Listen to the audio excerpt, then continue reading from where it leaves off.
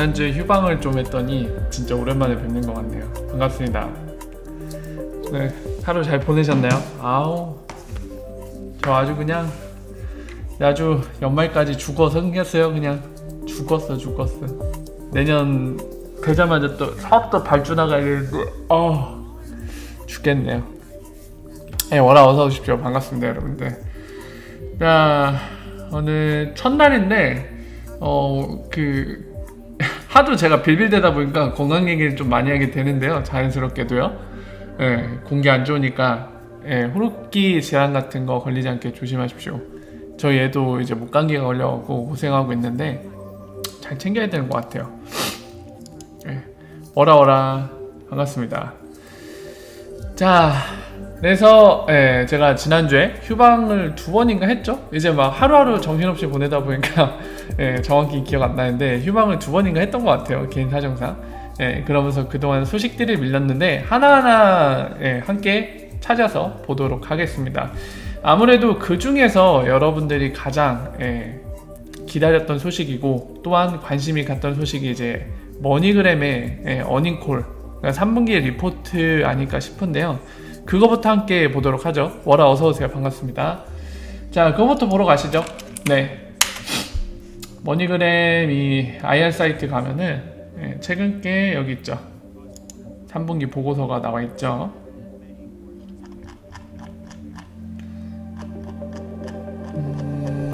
PDF로 아예 그냥 웹사이트에 그대로 올렸네요. 뒤에는 이제 어펜덕스로 뭐라 해야 될까요? 테이블로 이제 뭐라 해야 될까요? 두 가지로 얘는 비교를 하더라고요. 2018년 3분기 똑같은 기간이랑 그리고 2019년 되면서 이제 1분기 때부터 3분기까지 벌어온 추이가 있을 거 아니에요. 마찬가지로 2018년 때 이제 3분기쯤에 어느 정도의 실적을 냈었는데 이 두 가지 관점으로 비교를 하고 있습니다. 비교를 하는데 요거 말고 요건가요? PDF? 아, 요거 아니죠? 어딨어? 어닝콜.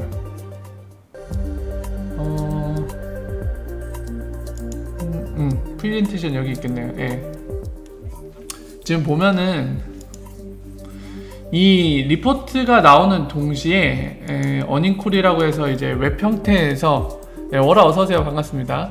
웹 형태로 이제 목소리로 프레젠테이션을 했어요. 그래서 프레젠테이션 자료가 지금 보시는 요거고요. 그 다음에 이거 리스트 웹캐스트 누르면은 이제 모니그램 CEO 하고 모니그램의 CFO 재무 임원이죠. 재무 임원 그 사람, 재무이사라고 얘기될까요? 네, 그 사람이 이제 두 가지 설명하는 거 파트를 나눠서 설명을 하는데 지금 들으면서 하면 이게 약 1시간 정도 돼요. 1시간 돼서 사실은 디테일하게 한 문장 한 문장 여러분들과 좀 보고 싶지만 그렇게 안 하고요. 시간이 늦은 관계로 핵심만 말씀을 드리도록 하겠습니다. 일단은 머니그램의 실적에 대해 좀 말씀을 드릴게요. 일단은 우리가 좀 기다린 건 뭐였냐면은 물론 일단 한 개부터 짚도록 하겠습니다. 머니그램이 언제부터 ODL을 본격적으로 썼었죠? 8월 1일쯤부터요. 정확히는 이제 7월 30일쯤에 발표를 했지만 사실 8월 1일부터 8월 1일 그리고 8월을 지나서 9월달 그리고 9월 31일까지가 바로 3분기입니다. 그러니까 7, 8, 9가 3분기인데 7, 8, 9가 3분기인데 지금 요거 딱 2달 썼어요. ODL 2달 썼고 전 지역을 쓴 게 아니라 달러에서 멕시코 구간만 썼죠. 이따가 보고서 내용 보면서 그리고 프레젠테이션 내용 보면서 말씀드리겠지만은 얘네는 지금 필리핀 구간을 안 쓰고 있는 걸로 보입니다. 왜 그렇게 얘기가 될 수 있는지 이따가 자세히 말씀을 드릴게요. 자, 일단은 한계상 두 가지 볼 수 있는데 3분기 내내 쓴 것도 아니고 그리고 달러에서 멕시코 페소 구간만 썼다는 거. 그리고 또 하나 있어요. 하나 또 있냐면 시작한 지 얼마 안 됐다는 거. 제가 많이 말씀드렸지만 이따가 이제 머니그램 CFO가 얘기할 거예요. 어느 정도 썼나. 이 구간만 썼는데 여기에서도 퍼센테지로 말이 꼬이네. 퍼센테지로 어느 정도를 썼냐. 머니그램이 예를 들어서 이제 미국 달러에서 멕시코 페소로 이제 송금하는 게 있으면은 그 중에 한 100을 보내고 있다. 그러면 그 중에 어느 정도나 ODL로 처리했는지를 설명을 합니다. 그래서 그것까지 이따가 이제 얼마나 썼는지 얘기하겠지만은 말씀드렸지만은 어떤 기업이든 간에 새로운 신기술을 도입할 때 한순간에 그냥 마치 뭐라고 해야 될까요? 그 영화 뭐죠? 자동차 막 변신하고 하는 영화. 그 하도 막 영화가 망해갖고 이제 제목도 생각 안 나는데 뭐 트랜스포메이션 해갖고 한순간에 막 본인들 쓰던 거를 다 ODL로 바꾸거나 그런 건 어렵다고 말씀드렸죠. 여러 가지 이유가 있겠습니다만 신기술 도입하는 데 따른 리스크가 있기 때문에 점진적으로 쓸 수밖에 없어요. 그리고 초반에는 조금 정말 적은 양을 이제 점진적으로 쓰면서 하이브리드 형태 갈 거고, 나중에 만약에 신기술을 활용한 지금 같은 경우 ODL인데 ODL을 통한 세틀먼트가 정말 안정적인 것 같다라는 게 확신이 들면 그때 완전히 전환이 가능하겠죠. 이거는 굉장히 상식적인 문제입니다. 우리 입장에서는, 우리 기대 관점에서는 당연히 한순간에 ODL로 땅! 하고 바꿔주는 게 좋겠지만, 저들 입장에서는 비즈니스가 만약에 ODL을 믿고 썼는데 만약에 장애가 생겨요. 그 ODL을 전격적으로 도입했으면 ODL이 장애 나면 송금 자체를 못하는 거거든요. 그럼 비즈니스적인 손해가 이만저만이 아니란 말이죠. 당장 고객들이 송금을 원하는데 그 계약상을 못 지키는 데 발생하는 손해, 그리고 고객의 신뢰도 하락, 여러 면에서 타격이 굉장히 크거든요. 그러니까 지금처럼 전진적으로 도입되는 거는 어떻게 보면 당연한 수순입니다. 자, 그래서 지금 말씀드린 이런 제약상 안에서 과연 실적이 얼마나 나왔느냐가 정말 중요하거든요. 모니그램을 통해서 앞으로 이제 리프사의 ODL이 얼마나 금융기관들한테 퍼포먼스적으로 두 가지 측면이겠죠. 스피드와 그리고 또 하나는 뭐죠? 비용, 코스트. 그 코스트에는 실제 한 단위의 송금이 이뤄질 때 들어가는 비용도 있겠지만은 오늘날 송금을 하기 위해서 프리펀딩을 하잖아요. 돈을 쌓아둔단 말이에요. 그 막 환율을 막 다 계산해가면서 막 그거를 돈을 미리 바꿔갖고 거기다가 보유를 하는데 그 환율 변동에 따른 리스크도 본인들이 외환거래 선물시장에서 막 관리를 해야 된단 말이죠. 그러니까 이런 데 들어가는 인적 비용, 그리고 실제로 들어가는 비용, 자금적인 비용들, 여러 가지 측면의 비용이 발생할 텐데, 이제 그런 비용에서도 얼마나 경쟁력을 갖고 있는지를 이 리포트에서 우리는 기대를 하고 있는 거죠. 결론부터 말씀드리면 아직은 없습니다. 봤는데 이 ODL을 써서 머니그램이라는 회사 자체의 실적이 뭔가 완벽하게 개선됐다라는 숫자 결과는 존재하지 않아요, 이번 분기 보고서에. 왜냐면은 이번에 머니그램이 되게 강조한 게 뭐였냐면은, 자, 지금 보시는 것처럼 몇 가지 나오지만은,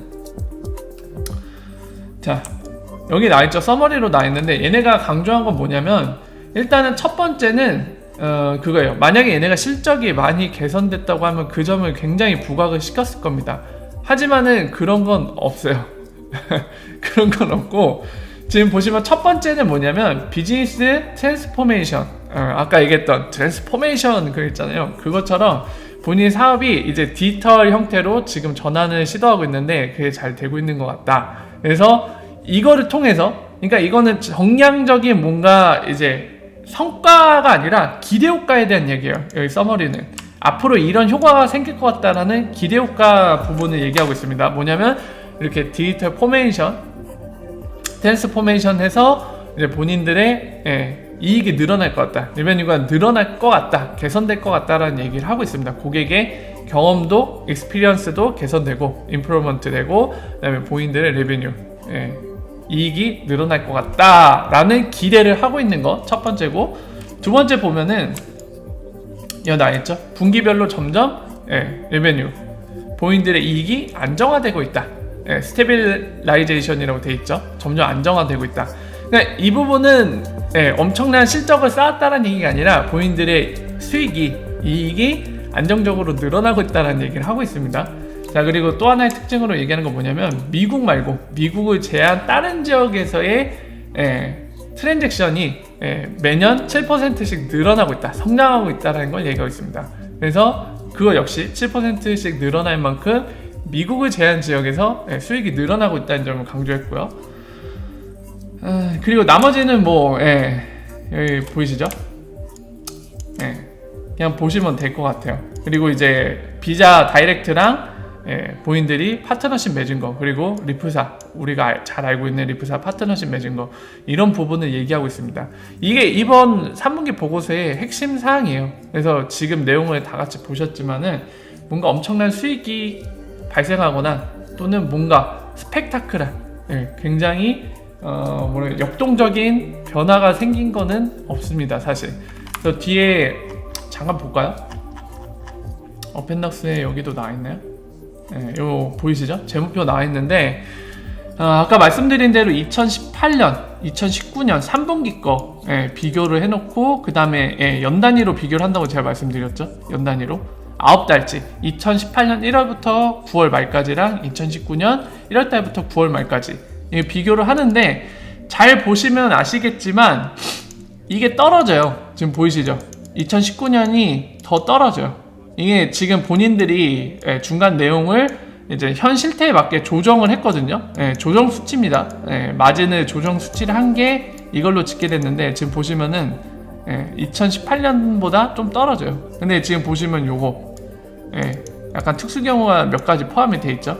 그러니까 그런 거를 감안해서 얘네들은 얘기하고 있는데, 어쨌든 간에 뭔가 명확한 거는 2018년에 비해 뭔가 엄청난 퍼포먼스의 개선, 이런 거는 아직 눈에 띄지 않습니다. 아무래도 이제 개인적으로 제가 평가를 할 때는 그럴 수밖에 없는 게, 전 세계 여러 군데 송금을 하는데 멕시코 구간만 썼고요. 이따가 또 얘기하겠지만 일부만 썼습니다. 일부만 썼기 때문에 당장 이 전체적인 가시적인 성과가 드러난다는 건 좀 무리가 있겠죠. 그래서 애초에 머니그램도 여러분들 기억하시다시피 8월에 그 얘기를 했습니다. 파트너십 발표하면서 머니그램 CEO가 그 얘기했죠. 4분기 때 본인들이 생각할 때 임팩트가 있을 거라고 얘기를 했거든요. 그러니까 본인들 로드맵상에 뭔가 4분기에 있는 것 같기는 한데, 그거를 좀 지켜봐야 될 것 같아요. 하지만은 좀 아쉬운 건 사실입니다. 3분기 때도 그런 약간의 자그마한 그런 거라도 좀 볼 수 있었으면 하는 바람이 컸는데, 일단 3분기에는 그런 게 보이지 않아요, 숫자상으로는. 자, 그래서 이제 머니그램 CEO와 CFO가 어떤 얘기를 했는지 이제 요약해서 말씀을 드릴게요. 지금 보시면은 이 4페이지, 아니 4페이지 아니죠? 앞으로 더 가야 돼요. 아니다, 뒤에 있다. 어디 갔니? 여기 있죠? 지금 10페이지인데 여기에 나와 있습니다. 그래서 보시는 것처럼 ODL을 썼다. ODL의 특징을 얘기하고 있죠. 24시간 일주일 내내. 그러니까 편의점 특성을 얘기하는 거죠. 오늘날의 금융기관은 저렇게 못하거든요. 365일 내내 가동을 못하는데, 지금 블록체인과 DLT라는 장점 때문에 24시간 일주일 내내 365일 내내 풀가동 가능하다는 거, 그걸 얘기하고 있고요. 그리고 여기에 나오는 것처럼 설명하는 것도 딱 멕시코만 얘기하고 있죠. 지금 멕시코의 펀딩, 그러니까 돈을 보내는 이 1일 매일 보내는 그 포션에서 ODL 사용량을 늘리고 있다고 얘기를 합니다. 이렇게 표현하는데, CFO가 여기에 대해서 이 프리젠테이션 설명을 할 때 명확하게 여러분들 얘기해 줍니다. 머니그램에 처리하는 거에 10%를 쓰고 있다고 얘기를 해요. 10% 정도를 쓰고 있다고 얘기를 하고 있고, 이 점 되게 중요하죠. 지금 잠깐 볼까요? 지금 빗소를 통해서 하고 있는데, 지금 이거 보이시죠? 매일 처리되는 게 지금 현재 기준으로 한 450만 개 정도 되거든요. XRP 개수로는. 근데 달러로 계산해서 하루에 이 거래되는 양을 계산하면 0.3 정도 곱하면 되겠죠. 그럼 얼마일까요? 0.3달러를 곱하면 40이 아니죠? 왜 헷갈리지 자꾸? 100만 달러 조금 넘겠죠. 그러면 1000만, 한 10억 넘겠죠. 10 몇 억 정도 될 건데, 우리나라 돈으로 이 중에 80%라고 했거든요. 브래드 갈링하우스가 한 달 전인가 인터뷰 때 여기 빗소 볼륨의 80% 정도가 ODL 볼륨이라고 얘기를 했어요. 그러면 대충 하루에 한 10억 원, 우리나라 돈으로 계산했는데 10억 원 정도쯤으로 약간 추정할 수 있는데, 근데 문제는 이게 지금 4분기 진행 중이란 말이에요. 그죠? 여러분들? 그리고 저 분기보고서의 얘기는 9월 말 3분기까지 한 거에 대한 얘기입니다. 그러면 이때보다 전반적으로 지금 상승해 있단 말이에요. 3분기가 이때거든요. 이때보다 4분기인 현재가 전반적으로 상승이 있는데, 아까 얘기한 것처럼 머니그램이 점점 늘리고 있다고 얘기했거든요. 멕시코에 ODL로 보내는 송금량을, 그 포션을 늘리고 있다라고 얘기를 하고 있습니다. 그리고 아까 얘기한 것처럼 CFO가 3분기 때는 10% 정도 처리했다고 했어요. 그러니까 이거는 머니그램이 100% 가까이 써주기만 하면은 얼마든지 이거는 하루에 1000만 개는 넘을 수 있다는 얘기죠. 얼마든지 ODL에 의한 게 1000만 개 넘는 겁니다. 그냥 뭐라 해야 될까요? 스페큘레이션. 그러니까 투기 목적으로 나는 싸게 사서 비싸게 사고 싶은 목적 때문에 거래되는 볼륨에 의한 게 아니라 그냥 ODA란 실제 사용으로 인해서 1000만 개는 거뜬히 넘을 수 있다는 얘기죠. 머니그램이 다 써주면. 그래서 갑자기 궁금해지는데, 업빗 한번 볼까요? 업빗이 우리나라에서 지금 XRP 거래량이 가장 많잖아요. 몇 개 정도 되나요, 하루에? 잠깐만 볼게요. 궁금해갖고. 하루에 몇 개니? 3200만 개, 3300만 개 정도 되네요. 저기에서 한 3분의 1 정도 되는 수치를 찍어낼 수가 있다는 얘기입니다. 저희 머니그램이 다 써주기만 한다면.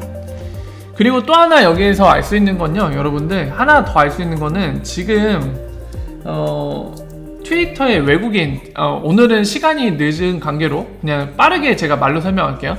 그 ODL 관련된 거를 많이 조사하는 트위터 양반이 있는데, 그 친구가 2018년 머니그램에 여러 가지 그런 통계 자료를 토대로 산정한 거는 대략 한 1.9 밀리언 정도 된다고 합니다. XRP 개수로 표현한 것 같아요. 밀리언으로 얘기한 거 보니까. 그래서 10%가 그 정도라고 했으니까 지금 그게 100% 되면 한 2천만 개 되는 거거든요. 그 통계 자료에 따르면은.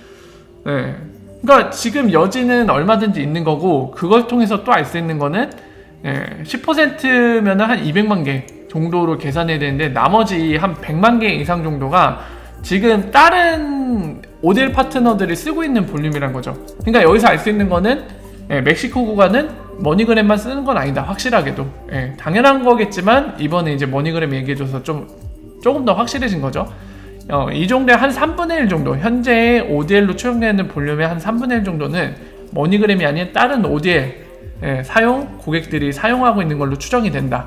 여러 가지 통계, 아까 설명드린 매칭을 해보면 그렇게 추리가 가능하죠.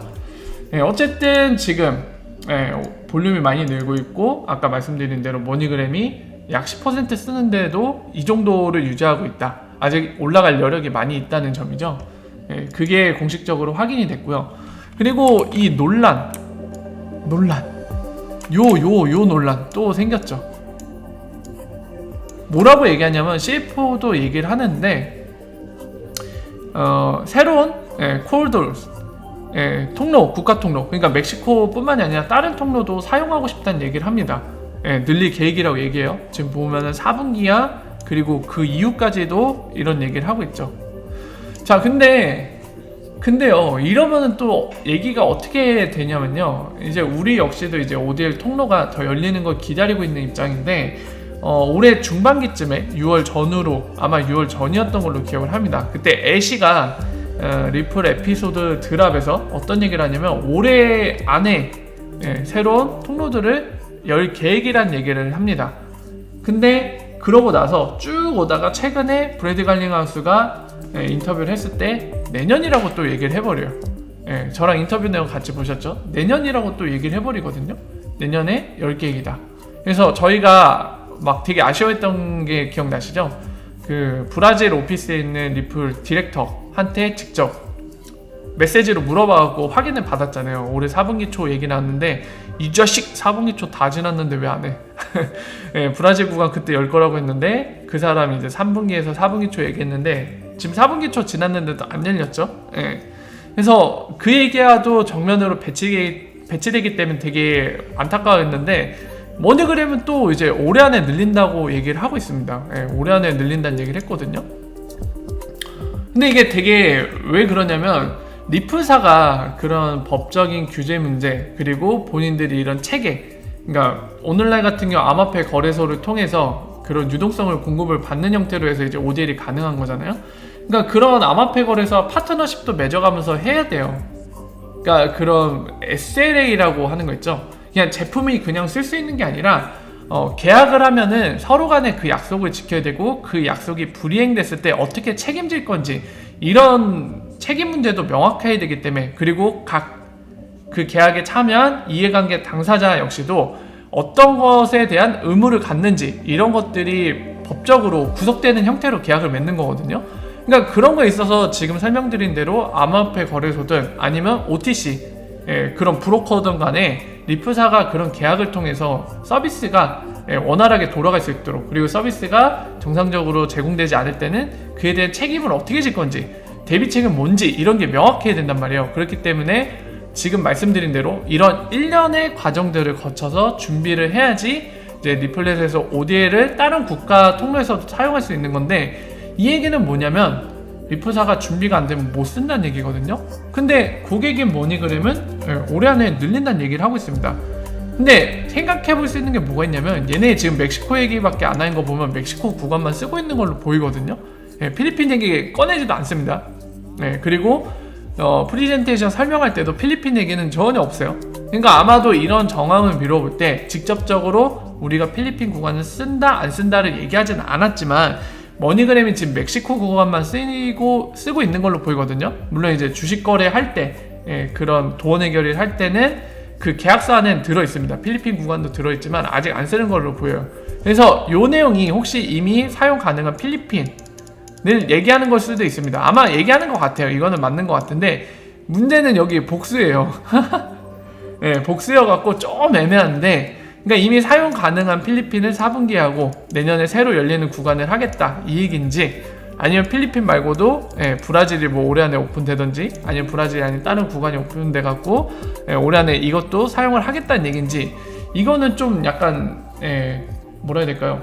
이들이 지금 머니그램과 브래드 갈링하우스, 그리고 이에 관련된 뭐 리프사 직원이던 누구든 간에 표현한 내용들을 종합해 보면은 다 가능성이 있어요 지금.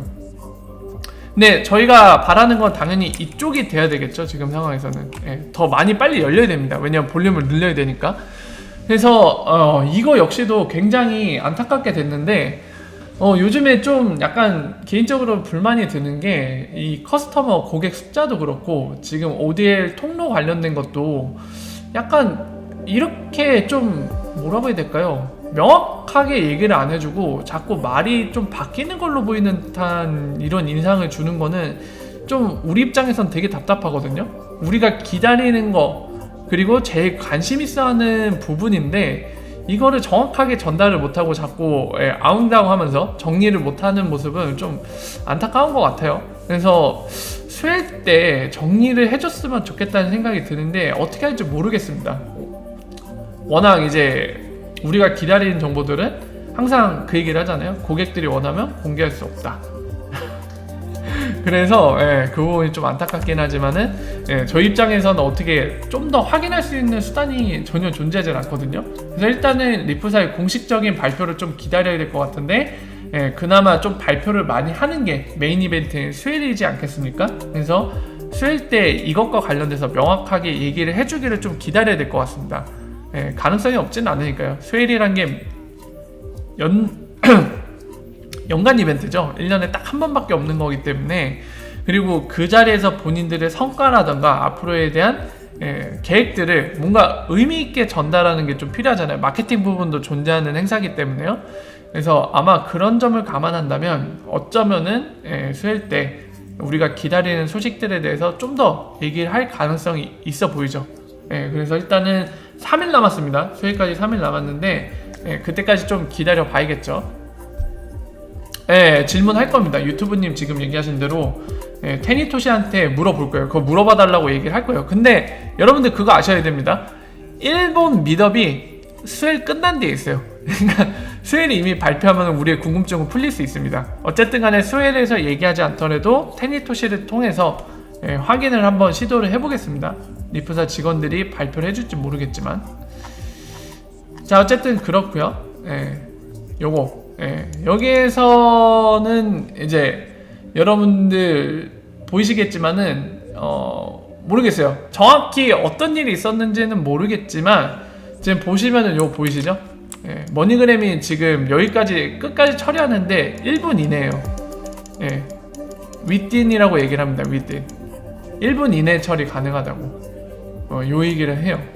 예전에 막 한 2분 얘기 나왔잖아요. 2분 얘기 나왔는데 뭘 해놓은지 모르겠어요. 뭘 해놓는지 설명을 안 하기 때문에 모르겠지만 일단은 지금 ODL 현재 기준으로 머니그램을 쓸 때는 미국 달러에서 멕시코 페소로 가는데 1분 이내면 처리가 된다고 합니다.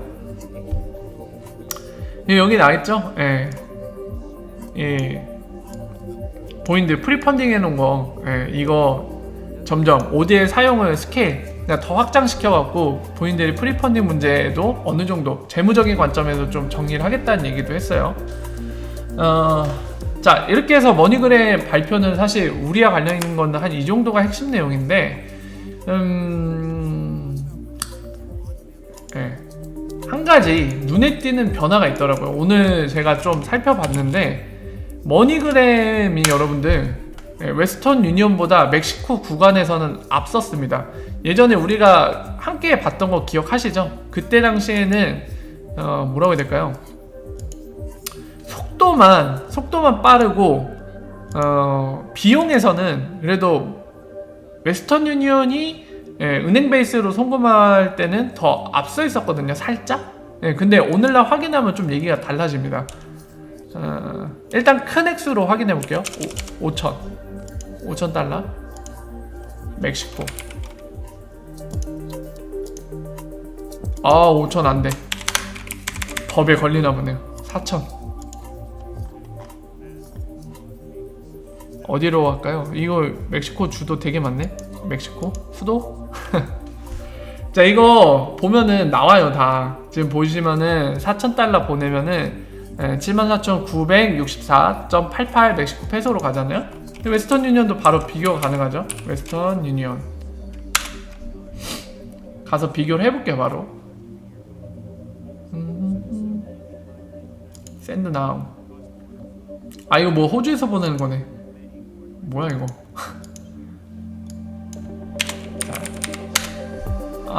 이렇게가 아닌가 보네.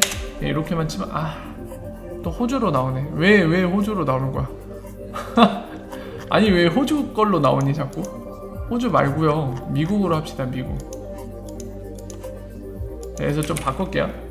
웨스턴 유니온 from 오스트레일리아 말고 US로 하면 아마 미국이겠죠? 아니네? 뭐죠? 자꾸 자동으로 호주로 가는데?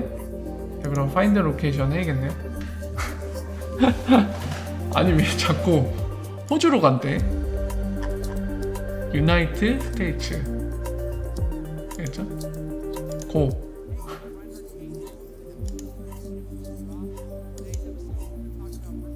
이거 주소 넣어야 되는데. 시티 이름? 뭘로 넣을까요?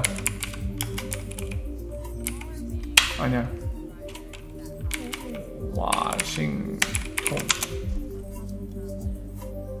워싱턴. 이거 지점 찾는 거네. 지점 찾는 거 말고요. 왜 호주로 보내냐고. 되게 호주로 하네요. 출발지를.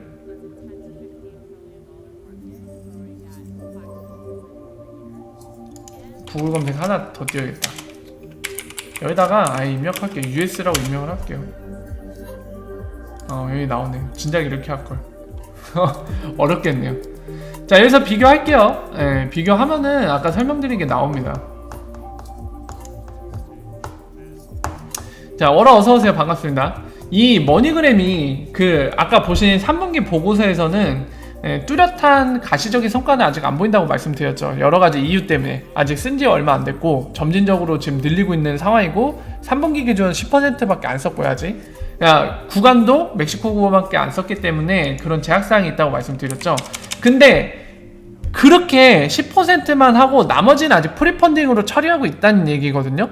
그럼에도 불구하고 분명히 지난번에 우리가 함께 살펴봤지만 8월쯤이죠. 바로 머니그램 파트너십 한 그때쯤 살펴봤을 때는 웨스턴 유니온이 이겼단 말이에요. 큰 금액 했을 때 압도적으로 이겼는데 이제는 얘기가 다릅니다. 이제는 큰 금액도 머니그램이 이겨요.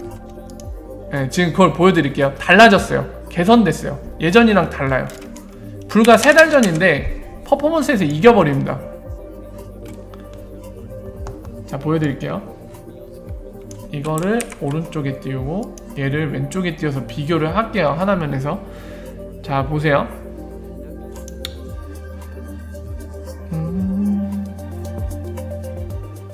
이것도 뱅크 어카운트. 네, 둘 다 너도 뱅크 어카운트. 네.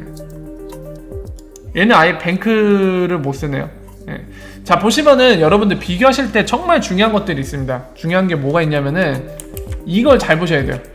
그러니까 지불하는 옵션이 뭔지 잘 보셔야 돼요. 지금 은행 계좌거든요.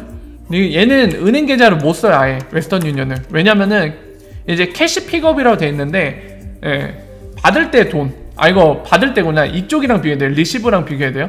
얘네는 지금 멕시코 돈 보낼 때 2750이 넘어가면은, 예, 못 써요. 예, 지금 안내 문구 뜨죠. 예. 이게 넘어가면은 탈락. 무조건 현금, 웨스턴 유니언을 지원하는 지점에 가서 현금으로 캐시 픽업해야 돼요. 근데 머니그램은 안 그렇습니다. 지금. 예, 보시면 안 그렇죠. 그냥 은행 계좌로 다이렉트로 받을 수 있어요. 왜 받을 수 있다? 리플렛 멤버가 있잖아요. 멕시코에. 그 은행 통해서 가능한 거죠. 예. 여기 써있죠. 예, 요게 아마 리플렛 멤버일 가능성이 큰데, 자, 어쨌든 가능합니다. 옵션에서도 지원하는 거에서 차이가 나요. 그리고 자, 지불하는 거는 여러 가지예요. 지금 보면은 크레딧 카드, 데뷔 카드, 직불 카드 있고 은행 계좌 있는데, 얘도 마찬가지예요. 지금 보면은 크레딧 카드나 데뷔 카드를 쓰면은 비용이 들죠. 예, 마찬가지로 여기도 비용이 듭니다. 크레딧 카드는 거의 거의 10만원 드네요. 와, 어메이징하네. 예, 피에서도 여기가 앞서죠. 예. 자, 하지만 은행 계좌로 하는 걸로 비교를 하겠습니다. 얘네는, 예, 피가 전혀 안 되죠. 은행 계좌. 근데 얘네는 $5 들고요. 근데 요 속도는 지금 보면은 한 3, 4일 얘기를 하고 있어요. 요거는 예전보다 느려진 거죠. 여러분들 그때 같이 보셨지만은 요거 이렇지 않았거든요. 예, 요거 이렇지 않았어요. 이거 아래처럼 미니어치라고 나왔는데 몇 분 안에 될 거라고. 이게 좀 달라졌네요. 지금은. 하지만은 비용에서 어떻다? 이긴다. 거액을 보낼 때가 프리펀딩이 유리하거든요. 소액 보낼 때는 무조건 압도적으로 불리합니다. 근데 거액에서도 보이시죠? 이깁니다. 거액에서도 이겨요. 지금 환율 적용에서도 이기고 있고, 예, 불과 3달 지나서 바로 지금 이런 효과가 드러나고 있어요. 그리고 캐시 픽업으로 해볼까요? 캐시 픽업으로 해보죠. 그러니까 돈을 캐시로 줬을 때 진짜 아무나 찍어. 그냥 아무나 찍어볼게요. 와싱턴에 있는 거 지점 찍어갖고,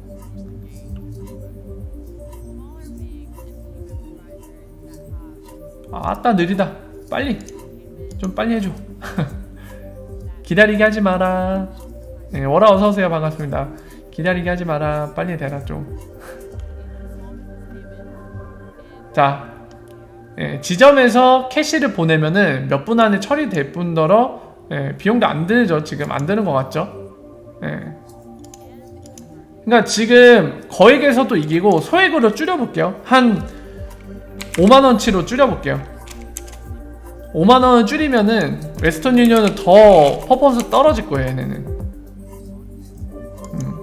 역시나 지고 있죠. 예, 안 되죠. 예. 소액으로 줄여도 이깁니다. 이제는 머니그램이 다 이겨요. 모든 부분에서 다 이겨. 예, 감당이 안 되죠. 자, 그리고 온라인 뱅킹. 뱅크 어카운트 되네요. 이제. 예, 해도 안 되죠. 예, 해도 안 돼요. 소액으로 해도 웨스턴 유니언이 못 이겨요. 거액이든 소액이든 다 못 이깁니다. 예.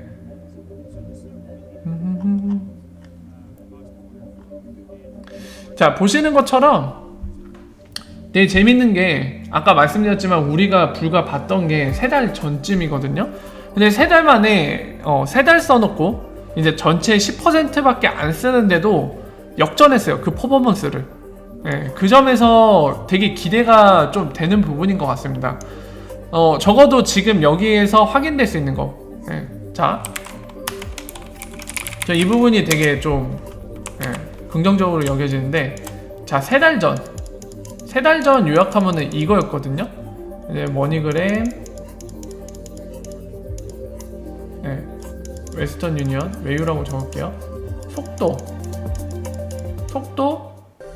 요거 머니그램 승 비용 요거였거든요. 외유였거든요. 근데 현재 대선은 어떻게 됐다? 그냥 줄여서 뭐라고 쓸게요. 뭐외라고 쓰고, 마찬가지 이 속도 줄 이거 요거 다 이렇게 돼버렸어요.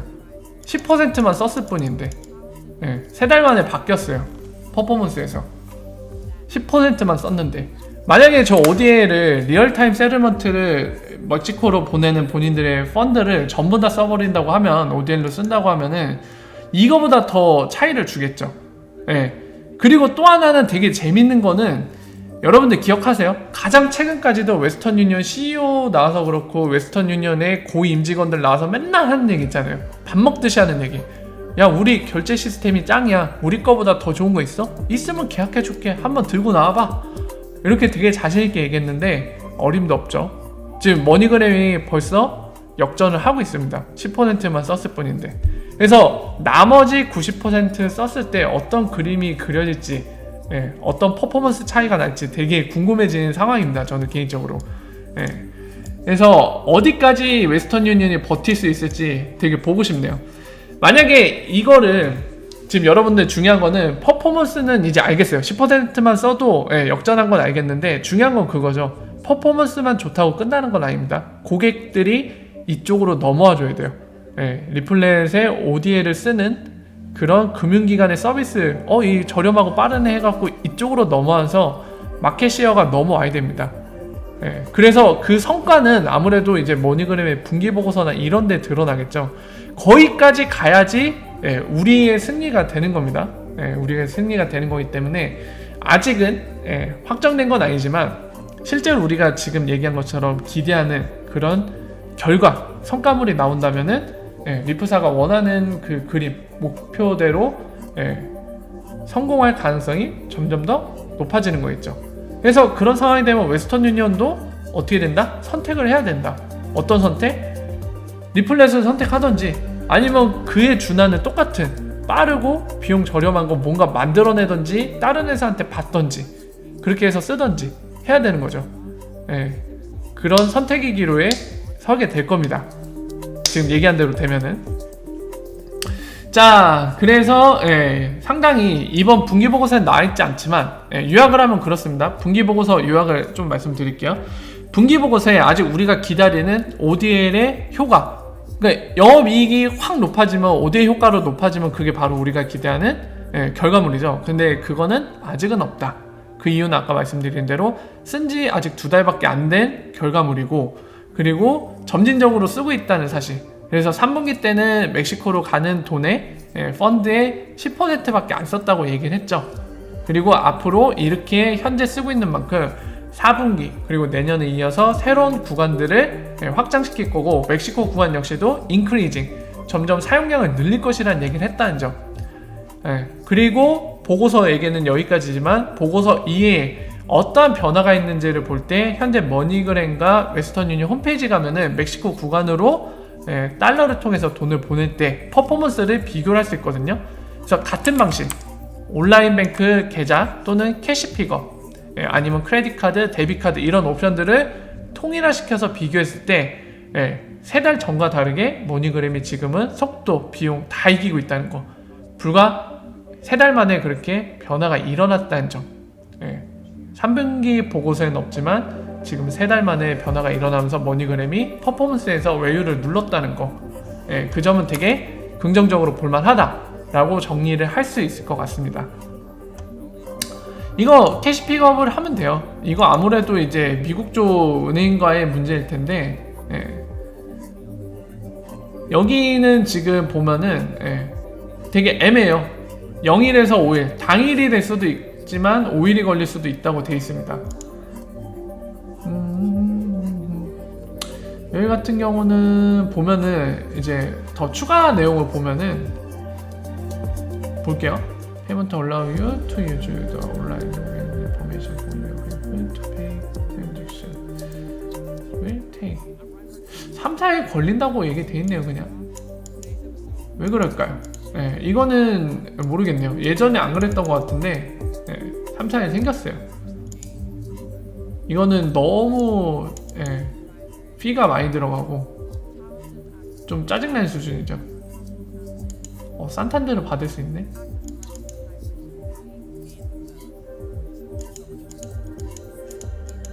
올뱅크? 네. 지금 멕시코 쪽에도 산탄데르가 있네요. 네. 산탄데르 옵션이 보이고 있습니다. 자, 어쨌든 요거는 좀 더 지켜봐야 될 것 같아요. 예전에 없었는데 이게 생겼거든요. 3, 4일.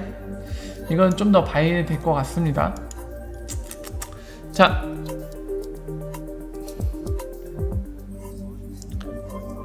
ODL 쓰고 있어요. 쓰고 있는데 전체 10%만 쓰고 있습니다. 아직 다 쓰고 있는 거 아니에요. 멕시코로 송금 보내는 거 이거에 10%. 나머지는 프리펀딩이에요. 그냥. 자, 워라 어서오세요. 반갑습니다. 자, 그래서 3분기 머니그램 보고서는 이 정도로 정리가 가능할 것 같습니다. 관련된 내용까지도요. 자, 그리고 자, 하나씩 볼게요. 빠르게 갈게요. 빠르게. 머니그램 설명한 데만 40분 정도 소요됐네요. 자, TP뱅크라고 베트남에 있는 은행인데요. 얘네가 리플렛에 공식적으로 조인했습니다.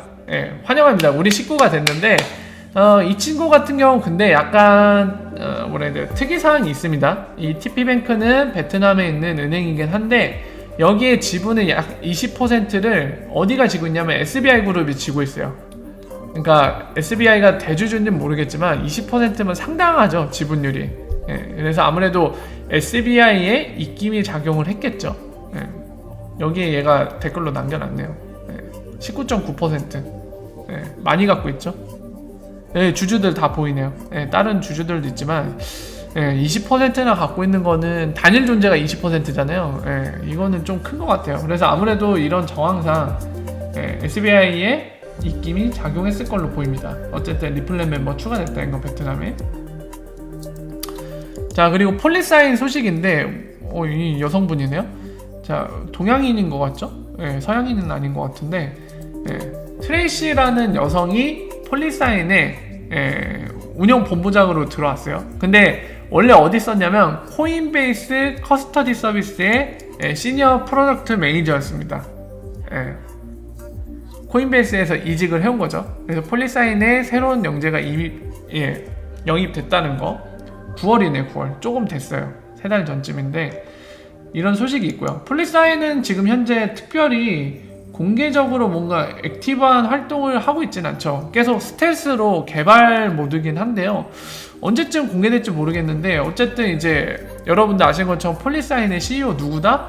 아서브리또 누구다? XRP 초창기 설립했던 제드 맥칼럭과 아서브리또, 크리스 라세 이 3인방 중에 한 명입니다. 그리고 폴리사인은 추가로 우리 스낵맨 데이비드 슈와이츠가 보드로 존재하는 회사죠. 사실 리플사와 혈맹 관계죠. 사실상 떨어뜨릴래야 떨어뜨릴 수 없는 그런 되게 밀접한 관계를 갖고 있는 회사죠. 서비스도 잠깐 말씀드리면 커스터디 서비스를 제공할 회사입니다. 자, 이어서 계속 말씀드릴게요. 지금 디파이 해커톤이 진행이 되고 있거든요.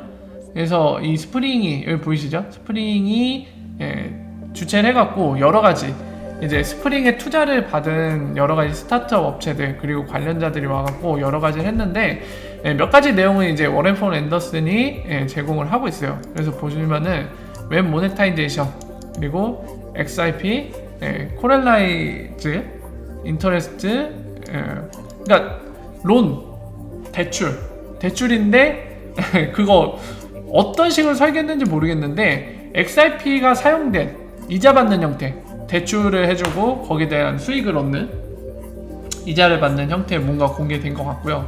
디테일이 공개 안 돼 있으니까 이 부분은 저도 잘 모르겠어요. 그리고 XRP를 사용한 마진 랜딩, 이것도 약간 대출 관련된 거죠. 마진 랜딩.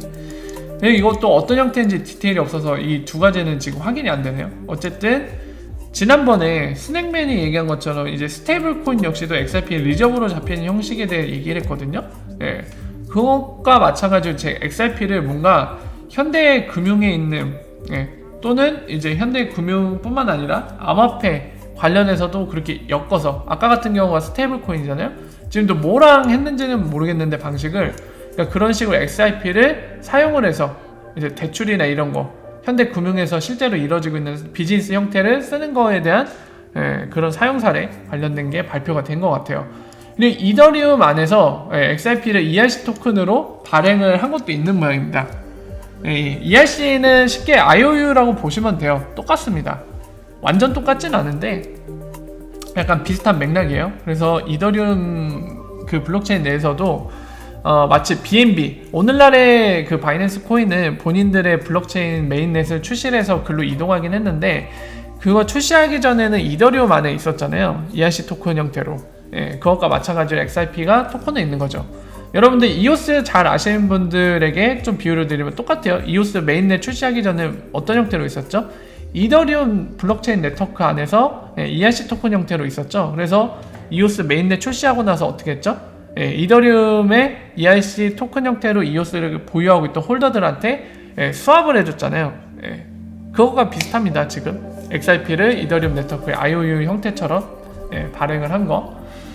자, 그리고 이 지금 고 휴고라는 업체에서 업체인지 이거 그냥 몇 명의 개인들이 뭉친 건지 모르겠는데 어쨌든 웹 모네타이제이션의 유스 케이스를 하나 또 발표를 한 것 같아요. 근데 디테일이 없어요. 설명이 안 나와서 자세한 내용은 모르겠습니다. 나중에 공개되면 제가 보고 설명드릴게요. 그리고 퓨마 브라우저에서 뭔가 또 발표를 한 모양이고요. 여기는 원래 하고 있었죠. 웹 모네타이제이션. 자, 그래서 해커톤에서 몇 가지 이제 디파이 분산금융 관련돼서 발표가 있었던 모양이고요. 나중에 내용이 공개되면 그때 함께 살펴볼게요. 자, 그리고 드림나오가 스웰이 이제 코앞으로 다가온 만큼 열심히 홍보를 하고 있죠. 열심히 해라. 두 번째 날에 워크숍이 있다고 하네요.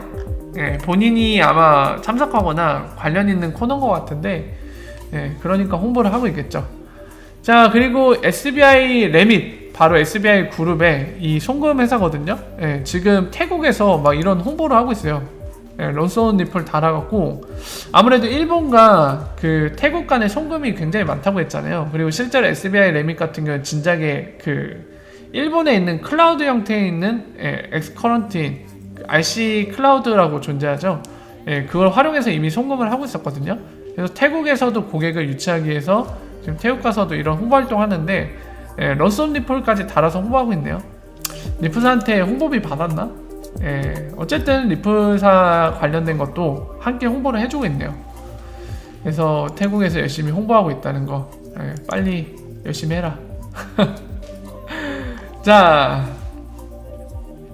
그리고 지금 같은 경우는 그 전에 한번 언급 꺼냈던 건데 지금 이 일본인 친구거든요. 케이쿨이라는 친구는 전에 한번 제가 그런 얘기 드린 적 있죠. 그 조인트 벤처잖아요. SBI 리플아시아, SBI 그룹과 리플사가 이제 합작 투자해갖고 서로 6대4 비중을 갖고서 이제 조인트 벤처로 만든 게 바로 SBI 리플아시아인데 이제 얘네가 동아시아 지역에 관련된 관할만 갖고 있다고 그 말씀 드렸잖아요. 근데 이거 지금 엔지니어 채용 공고인데 여기에서도 이렇게 나와있죠. 지금 보면은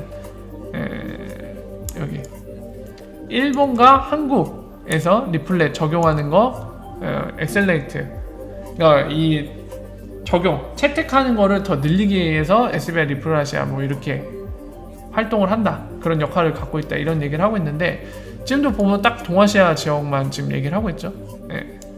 아마 여기에 추가해서 중국의 헤드를 구할 때도 중국 헤드가 이제 SBI 리플아시아의 CEO한테 정기적으로 보고를 해야 된다는 얘기 있었잖아요. 그러니까 확실히 동아시아 지역에서만 영향력을 갖고 있는 것 같습니다. 그래서 이걸 보면서 이 사람도 그 얘기를 하고 있는데 아마 맞을 거예요.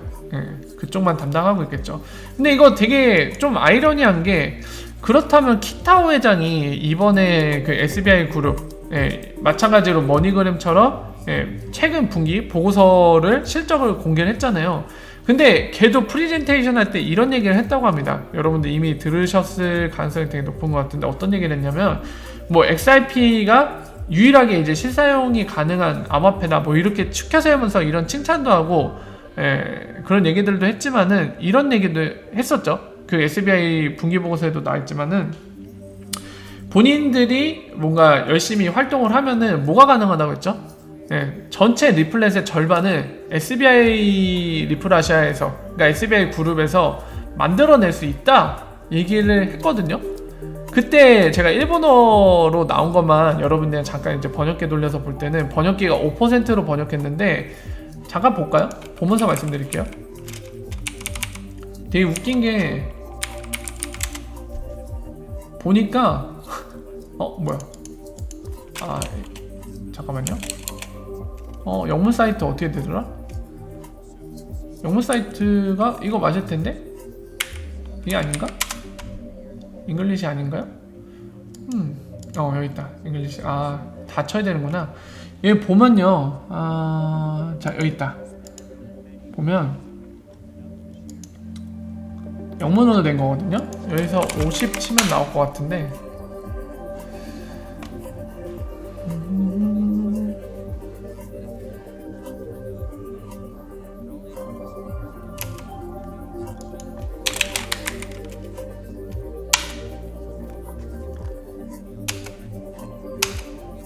어딨어? 야, 50 되게 많네? 50%.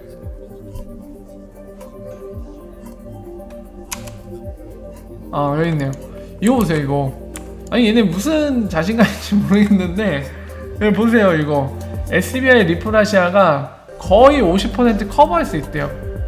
리플 네트워크의 전체. 아니, 이게 말이야 똥이야? 그러니까 얘네가 커버하는 지역이 한정돼 있거든요. 나머지 지역은 이제 리프사가 거의 뭐 얘네가 처리하는 지역에 나머지를 다 하고 있는데, 포인들이 한번 악 해주면은 커넥션 한번 딱 해주면은 전체의 50% 가까이를 커버할 수 있대요. 이게 어떻게 해서 가능한지 모르겠어요. 어쨌든 이 얘기도 했습니다. 프리젠테이션 때도 이 얘기를 키타오 회장이 했고요. 이게 뻥인지 뻥카인지 뭔지 모르겠어요. 근데 이게 아무리 생각해도 납득이 안 된단 말이죠. 참 알 수가 없어요. 특정 몇 지역만 지금 관할권을 갖고 있는 SBI 리플아시아가 이 리플렛에 한번 콱 하고 커넥트를 해주면은 거의 50% 먹는다는데, 무슨 일본 위주로 트랜잭션 발생하는 게 그 정도나 많다는 건가요? 본인들이 예상하는 게?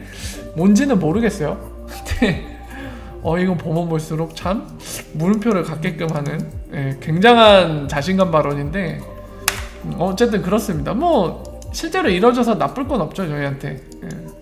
한번 해봐라 입으로만 떠들지 말고. 도대체 언제 시작할 건데 일본 구간은. 어쨌든 그렇습니다. 자, 그래서 그 부분 참고하시고요. 자, 여러분들 아시다시피 이 워렌 데이비드슨이랑 함께 이 액트법 토큰법이죠. 이거 관련돼서 작업을 했던 게 바로 론 하몬드라는 사람인데, 지금 리프사로 오고 나서 같은 자리에서 지금 세션에 참석을 했죠. 샌프란시스코 블록체인 위크 2019. 그거에 대해서 얘기를 나누는데 특별한 내용은 없습니다. 그냥 여기서는 리프사 인맥 자랑, 예전에 이 정보기관에서 법 관련돼서 발의 관련해서 초안 작업하던 사람이 현재 리프사에 있다. 이런 인맥 자랑 정도의 의미가 있는 내용인 것 같아요. 특별한 내용은 없고요. 이런 일이 있었다 보시면 될 것 같고. 자, 그리고 머니그램 성과 보고 나오면서 이제 브래드 갈링하우스도 그리고 애쉬도 둘 다 신나갖고 이제 이 어닝콜 내용을 열심히 리트윗하면서 얘기를 하고 있죠. 애쉬 같은 경우는 이제 적혀있죠. CFO가 그 얘기 했다고 했죠. 요거 EOI End of Year, 그러니까 올해 가기 전에 새로운 콜드를 통로를 열 것이다. 이 얘기를 했다는 거, 확장할 거라는 얘기를 했다는 거 트윗 남겼고, 브래드 갈링하우스는 이렇게 머니그램이 잘 쓰고 있습니다. 1초 이내 세르먼트 되는 거 잘 쓰고 있습니다. 이거 얘기하면서 트윗을 남겼죠. 약간 홍보성의 의미인 것 같아요. 새로운 정보는 아니고요, 저희한테. 자, 이것도 이제 머니그램 얘기고, 패스할게요. 아까 충분히 다 설명드린 것 같으니까. 자, 그리고 스프링이 이 스트라타 랩스라고 RP 커넥터를 늘리는데 주력했던 스타트업 업체거든요. 근데 이 업체 아예 인수합병 해버렸어요. 합병해버렸습니다. 원래 스트라타 랩스는 원래 IP 커넥터, 그냥 여기도 적혀있죠. IP 인프라스트럭처를 빌딩하고 있다. 그들이 하는 게 요거였는데 막 커넥터 같은 것들을 만들고 있었어요, 본인들이. 그리고 커넥터 만드는 법을 사람들한테 전파를 하고 그거를 서포트하고 지금 얘기한 대로 전반적인 IP 인프라스트럭처를 구성해서 이제 IP가 쓰일 수 있도록 하는 인프라를 건설하는 데 주력했던 스타트업인데 아예 인수합병 해버렸습니다. 스프링으로 들어왔어요. 요즘에 되게 적극적이에요. 합병을 쑥싹 해버리는 것 같아요. 그래서 그와 관련된 소식이고요. 그러니까 여러분들 기억하실지 모르겠지만은 올해 있었던 이 IRP 서밋에서 스테판 토마스, 코일의 CEO였던 스테판 토마스, CEO였던 게 아니죠. 현재 CEO인 스테판 토마스가 그 얘기를 했다고 제가 설명드렸죠. IRP 커넥터를 올해 안으로 1000개까지 만들겠다. 근데 2달밖에 안 남았거든요. 이거 약속 지킬 수 있을지 모르겠는데 어쨌든 IRP가 실제적으로 쓰이려면은 반드시 필요한 게 IRP 커넥터입니다. 커넥터 없이는 아무것도 못해요. 마치 네트워크를 쓸 때 공유기가 있어야지 여러분들, 공유기라고 표현해야지 여러분들한테 체감이 돼서 이제 공유기라는 표현을 쓰는데, 사실 이제 IT 쪽 아시는 분들은 이제 네트워크 스위치, 라우터라고 얘기하는 게 더 정확하긴 한데 그분들은 이제 이렇게 표현해도 아시겠죠. 자, 어쨌든 간에 여러분들께 설명드리기에 이 스위치든 라우터든 공유이든 간에 네트워크를 서로 이렇게 그물망처럼 연결해줄 뭔가가 필요하단 말이에요. 지금 설명드린 친구들이 그 역할을 하는 친구들이거든요. IRP 역시도 하나의 네트워크로 다른 네트워크들을 엮어내려면 이런 스위치, 라우터, 공유기, 이런 역할을 해줄 친구가 필요합니다. 그게 바로 뭐라고요? IP 커넥터. 박영신님 구독 감사합니다. 박영신님 구독 감사합니다. 자, 그래서 이거 없으면은 사용 자체가 불가능하기 때문에 이게 반드시 필요하거든요. 그래서 그거를 만드는데 본인들이 주력해야 되는 것도 알기 때문에 아까 말씀드린 것처럼 올해 안에 뭐 1000개 만들겠다 이 얘기를 했는데 잘 만들고 있을지 의문이네. 자, 이 IP 커넥터 몇 개일까요? 조사를 한번 해봐야 될 것 같아요. 지금 2달 남았는데 과연 약속을 지킬 수 있을지 되게 궁금해진 순간인데 약간 불안하다, 왠지 모르게. 자, 그리고 이어서 계속 말씀드릴게요. 자, 마이클 에링스톤이랑 지금 여러분들 이 얼굴만 봐도 딱 누군지 아시겠죠? 크리스 라센인데 마이클 에릭스톤이 약간 모더레이터, 진행자처럼 지금 역할을 맡은 모양인데 굉장히 크리스 라센을 곤란하게 했다고 해요. 근데 특별한 내용은 없었던 것 같습니다. 만약 특별한 내용이 있었다면 이제 사람들이 되게 얘기를 많이 했을 텐데 그냥 불편하게 했다는 내용밖에 없어요. 그래서 특별한 내용이 나오진 않았던 것 같아요. 그래서 이런 일이 있었다, 이것만 보시면 될 것 같고요. 자, 그리고 인터레저 킬트 1.0이 릴리즈 됐습니다. 그래서 정식 버전이 릴리즈가 됐는데요. 킬트 같은 경우는 여러분들 하이퍼레저라는 오픈 프로젝트가 있죠. 리눅스 재단이 주도하고 있는 프로젝트 있는데 거기 안에서 하이퍼레저 패브릭은 뭐였죠? 블록체인 플랫폼이죠. 하이퍼레저라는. 거기는 IBM이 그 프로젝트를 맡고 있고요. 여러가지 지금 패브릭이라고 얘기하는 프로젝트 말고도 여러가지가 있는데 그 중에 하나가 바로 퀼트입니다. 지금 보시는 퀼트이고 이건 엔티티 데이터와 리플사가 이 프로젝트를 맡아서 진행을 하고 있죠. 그래서 퀼트 같은 경우는 사실 IRP라고 생각하시면 알기 쉽습니다. IRP예요. 하이퍼레저라는 그 블록체인이 다른 네트워크와 연결할 때 사용할 IRP를 만들어 주는 거거든요. 그래서 지금 여기 같은 경우는 자바로 구현됐습니다. 자바 말고도 자바스크립트나 뭐 jQuery나 러스트, 뭐 C 버전도 구현 가능할 테고요. 파이썬 버전도 구현 가능할 텐데 이런 다양한 프로그래밍 언어로 구현돼야지 다양한 플랫폼에서 쓸 수 있는 거거든요. 그런 내용 본질적인 부분에서 지금 같은 경우는 자바라는 프로그래밍 언어에서 사용 가능한 프로젝트 바로 퀼트입니다. 그래서 자바 안에서 사용 가능하도록 지금 릴리즈 됐거든요. 그래서 그 정도 알고 계시면 되고요. 최근에는 이제 이 얘기가 나와서 여담을 말씀드리면 최근에 에반 슈왈츠라고 지금 아마 스프링 엔지니어로 전담하고 있는 것 같아요. 그 친구는 이제 러스트라고 해갖고 IP 커넥터를 좀 더 퍼포먼스 좋은 상황에서, 환경에서 구현할 수 있도록 러스트라는 최근에 각광받고 있는 그런 언어를 통해서 구현을 하는 거를 되게 굉장히 포커싱을 하고 있는 것 같아요. 그래서 그 점 정도는 참고하시면 될 것 같습니다. 자, 다른 거는 이런 거는 이것도 아까 말씀드린 거 해커톤에서 지금 공개하고 있는 내용들 지금 잠깐 보시면은 이거 그 크레이그가 했던 거 있죠? 음원 들으면은 그 아토믹 페이먼트 하는 거 웹 모네타이제이션으로 뭐 그런 것도 얘기가 나왔고 팟캐스트도 아마 웹 모네타이제이션 관련된 거겠죠? 이거 구현이겠죠? 여러 가지 형태로 구현이 계속 되고 있네요. 자, 그리고 브래드 갈링하우스가 트위터를 또 올렸죠.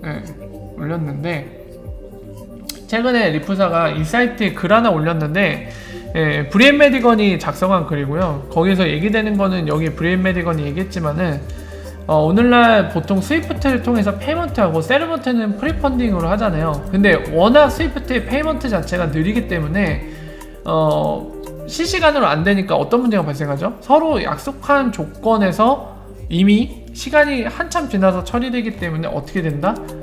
가격이 변하죠. 환율도 변하고 그때랑 달라지거든요.